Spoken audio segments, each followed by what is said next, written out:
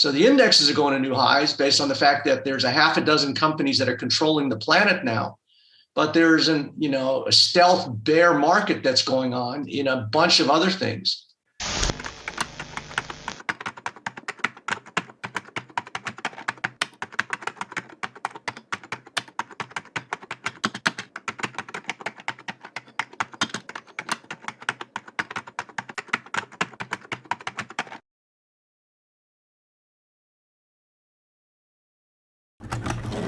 We have the indexes at all-time highs, right? NASDAQ's at all-time highs, going higher today. And yet there have been a sub-tier of stocks. We had Moderna crash. I took advantage of a piece of that, and I missed the second piece on Friday, but, I made enough. And but really there's been like these guys, Peloton, and I was talking on my webinar on Friday about kind of the frustration as a trader and how the market, hides its intentions for as long as it can. I mean, it kind of projects its intentions and then, just drives you crazy, drives you, thinking like you're going insane. So I've been saying that, this head and shoulders and then this rounding top, these were bear patterns. And once you see the patterns, they set in motion the trajectory. The difficulty is that, it can go sideways for a long time. And then you get one of these things where it goes down and then it goes up. And now you're, at this juncture, you're saying, well, things change, am I going crazy? And so it throws everything it can at you to throw you off the scent, before it gets to the destination that it was already intended. And I started in February, started saying that it's all over for this stock. It's just a question of, when. And then we effectively confirmed it right back here where we cut through the neckline right there. And then you had another, dipsy doodle, then cut through the neckline again. And then finally, once it crashed through there, it was, basically all over. Now, this is interesting because it has a secondary support that it went through. Now, Beyond Meat is looking very much like this. Beyond Meat's right at this juncture, where I think Beyond Meat has got a series of bear price patterns and ultimately will look like that.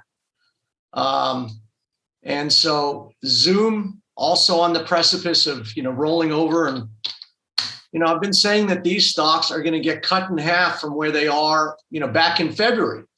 But then, they do their dance and they kind of throw you off the scent. It's like, for me, it was, all the way back here. This is when it's over. And then you had another double top here. So it's over here.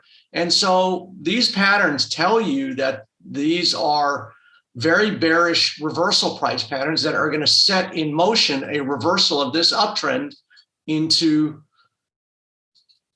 the definition of a reversal is going the other way. So, we had this clear kind of double top. Then we had the earnings that sent it down $50. And now last week we had this key reversal, made a new high, closed on the low. And so to me, it's just pointing in the direction it wants to go. It's not a question of if, but when this thing, gets going again. But, it can do all. So you can see that we crashed through, kind of a primary neckline. And now we're, closed below the secondary. And then, underneath this, there's just air. Underneath 250, there's, 100 waiting for this thing. This is Zoom, ZM. And so, it just, the market does its thing, but that you have to trust the pattern. And sometimes it's, obviously easier said than done. So this is kind of the thing that I'm looking at this week. I think on Wednesday, we have earnings. And to me, earnings are really a catalyst for sending something where it's already going to go. And so to me, you had a bear price pattern here, the head and shoulders here, you had the double top here, you had the head and shoulders here. And now, you crack through this neckline of 113. And then like Peloton, you're basically trading at this secondary, support line. And then anything under 90, will set in motion, just to my mind, you're going to come back to where this thing started. And I said that here, that this is going to be a $40 stock. And I'm sticking to my guns. I think that this is the bear. And so these patterns, they put in motion things that are like kind of, unalterable.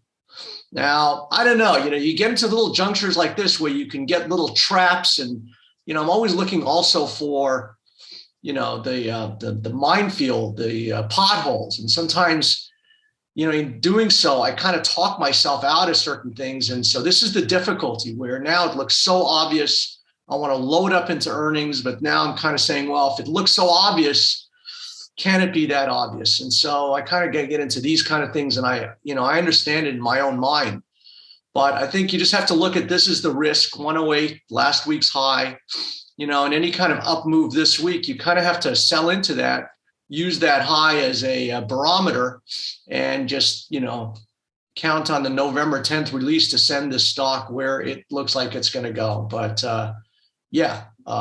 Roku was another one, got collapsed on Friday. And this is also something that, is very much front and center. So it's interesting, if you look at all of these charts, how bearish they look, and yet the indexes are sitting at their all-time highs.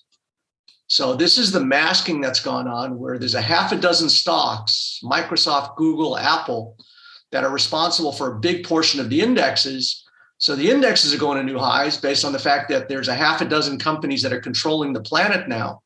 But there's a stealth bear market that's going on in a bunch of other things. And I've been saying this since February. So you kind of cut through that neckline, and now you're kind of closed right at, the last bit of support for Roku, ROKU. And so to my mind, it just, look, you could, still any up move, I would love to see some kind of bounce from here. I always like to get things, I don't like to chase things as they're falling. And, this is kind of my conflict, where you got to sell it, but you're also into a bit of support. So I would love to see a bit of a pullback here, to send this thing where it looks like it's basically going to go. I mean, we pierced through this kind of uptrend line a long time ago.